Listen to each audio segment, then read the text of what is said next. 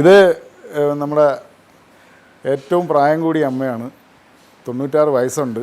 പക്ഷേ ഈ വീൽ ചെയറിൽ ഇരിക്കുന്നതൊന്നും നോക്കണ്ട കേട്ടോ, ആള് പുലിയാണ്. എണീറ്റ് ഡാൻസ് ഒന്ന് കളിച്ച് കാണിച്ചു കൊടുക്ക്. കരമനയിൽ ആംബുലൻസ് ഓടിക്കൊണ്ടിരുന്ന ജലീൽ 2012-ലാണ് നിമിത്തം പോലെ വെഞ്ഞാറമൂട്ടിൽ ആംബുലൻസ് ഡ്രൈവറായി എത്തുന്നത്. വഴിയിൽ അലഞ്ഞു നടന്ന 2 അമ്മമാർക്ക് അഭയം നൽകി. പിന്നീട് അശരണരും നിരാലംബരുമായ ഒരുപാട് അമ്മമാർ കൂടെ കൂടി. വെഞ്ഞാറമൂട് പോലീസും പഞ്ചായത്തും കൂടെ നിന്നു. അങ്ങനെ അത് സ്നേഹസ്പർശമായി വളർന്നു. പഴകിയ മൃതദേഹങ്ങൾ നീക്കിക്കിട്ടുന്നതും ആംബുലൻസ് ഓടിക്കിട്ടുന്നതും വയറിംഗ് പ്ലംബിംഗ് ജോലിക്ക് പോയി കിട്ടുന്നതുമായ തുക സ്നേഹസ്പർശത്തിലെ 24 അമ്മമാർക്ക് വേണ്ടിയാണ് ജലീൽ ചെലവാക്കുന്നത്. ഏകദേശം 135ഓളം പേർക്ക് നമുക്ക് പ്രൊട്ടക്ഷൻ കൊടുക്കാൻ സാധിച്ചു. അടുത്ത മാസം ഇത് സ്റ്റോപ്പ് ചെയ്യണമെന്നുള്ള നിലപാടിലേക്കാണ് ഓർഫനേജ് കൺട്രോൾ ബോർഡിൻ്റെ തീരുമാനം വന്നത്.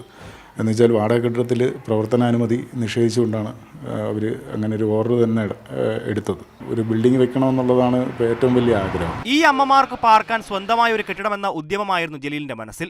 ജലീലിന്റെ ഈ പ്രവൃത്തിയെപ്പറ്റി ബോധ്യമുണ്ടായിരുന്ന ഒരാൾ 50 സെന്റ് വസ്തുവോളം സ്നേഹസ്പർശത്തിന് നൽകിയിരുന്നു. വാടക കെട്ടിടത്തിലുള്ള പ്രവർത്തനം അവസാനിപ്പിക്കണം. ഇപ്പോഴും ജലീൽ പ്രതീക്ഷയിൽ തന്നെയാണ്. നല്ലവരായ ജനങ്ങൾ തന്നെ കൈവിടില്ലെന്ന പ്രതീക്ഷയിൽ.